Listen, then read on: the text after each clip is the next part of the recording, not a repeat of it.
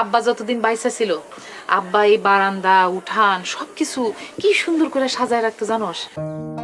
আর সব গাছে রং বেরঙের ফুল ফুটত।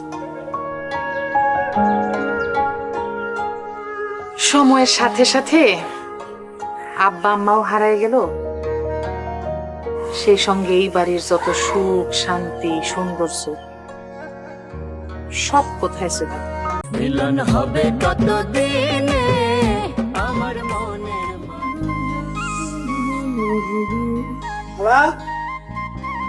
একদম ঠিক সময় আসছস। এদিকে এদিকে কি করছেন সব? এই যে সিক্কাটা লাগানোর চেষ্টা করতেছি কিন্তু পারতেছি না। গিফটটা দিতে একটা গিফট দিয়ে দে তো। হ্যাঁ, কাজের সময় যদি কাজের লোক না পাওয়া যায় তাহলে কি সেই কাজ হয়? একদম ঠিকঠাক। দেখ তো এই গাছটার একটু তুমি এটার সাথে কুপাই না। হাত দিয়ে ওকে কাটি দিতে দেখলা?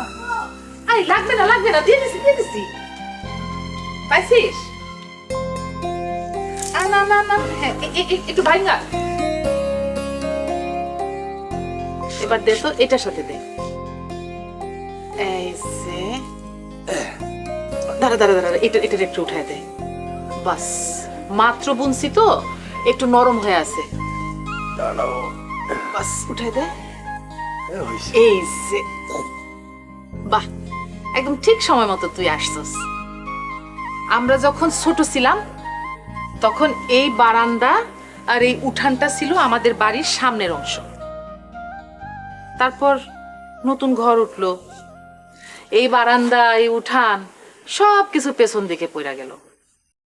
এখন আর এদিকটায় সবাই খুব একটা আসে না, আমি আসি। আব্বা যতদিন বাইসা ছিল আব্বা এই বারান্দা উঠান সবকিছু কি সুন্দর করে সাজায় রাখতো জানোস। আর সব গাছে রং বেরঙের ফুল ফুটত। সময়ের সাথে সাথে আব্বা আম্মাও হারায় গেল, সেই সঙ্গে এই বাড়ির যত সুখ শান্তি সৌন্দর্য সব কোথায় ছিল। এমন ভাবে কথা বলছেন, এই বাড়িতে আমি প্রথম এসেছি। আমি ছোটবেলায় আসিনি, ছোটবেলাতে এই বাড়িতেই থাকতাম। একটা কথা বলি শুনেন, নানা যদি বাইশে থাকতো না, মানে আপনার আব্বা, তাহলে আমি কবেই তো এই বাড়ির নাচ জামাই হয়ে যেতাম, কেউ ঠেকাতে পারতো না। হাসেন না শুনেন, আসল কথা তো বলা হয়নি। আমি একটা জিনিস কোনোভাবেই পাইতে পারছি না। খালু কি করে দুই ফেসাদকে এখন পর্যন্ত বাড়ির ভিতরে রেখেছে? আমি তাকে বলছি যে তাকে তাড়াই দেন, আপনি নিজেও কিন্তু বলেছেন। আমার খালু কি বলেছে জানেন? আমার খালু বলছে যে আমার আব্বাকে এই শিক্ষা দিয়েছে কাউকে বাড়ি থেকে তাড়াই দিব। এটা কোনো কথা বললো সে? আব্বাই তো ভাইজানরা অনেক ভালো ভালো শিক্ষাও দিছে। হ্যাঁ, মানুষ চিনতে শিখাইছে, ভালো মন্দের পার্থক্য করতে শিখাইছে। কই ভাইজান তো সেগুলা শিখে নাই, আজে বাজে লোকরে বাড়িতে জায়গা দিয়া বাড়ির পরিবেশটা নষ্ট করে ফেলতেছে। আমি ছোট মুখে যদি এখন একটা কথা বলি না, আপনি নিজেও মাইন্ড খেয়ে যাবেন। কারণ আপনার ভাইয়ের কথা বলছি, তারপরও ভুলতে হচ্ছে।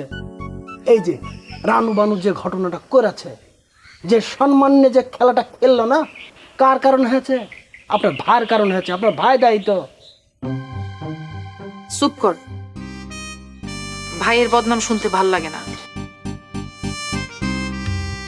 এমনিতেই নিজে আসি নানান ভেজালে। রানুর খোঁজ নেওয়া দরকার, তার কাছে একটু যাওয়া দরকার, অথচ হাত একদম খালি। কি বলছেন আপনি? আপনি কার সামনে কি বলেছেন? আপনি পাশতে পেরেছেন? আমি রজব দাঁড়ায় আছে না? কত লাগবে বলেন তো? কি বলতেছোস? তোর কাছ থেকে আমি টাকা নিব কি জন্যে? আমার কোনো টাকা পয়সা লাগবে না কারো কাছ থেকে। হাতে টাকা পয়সা আসলে নিজেই যাব।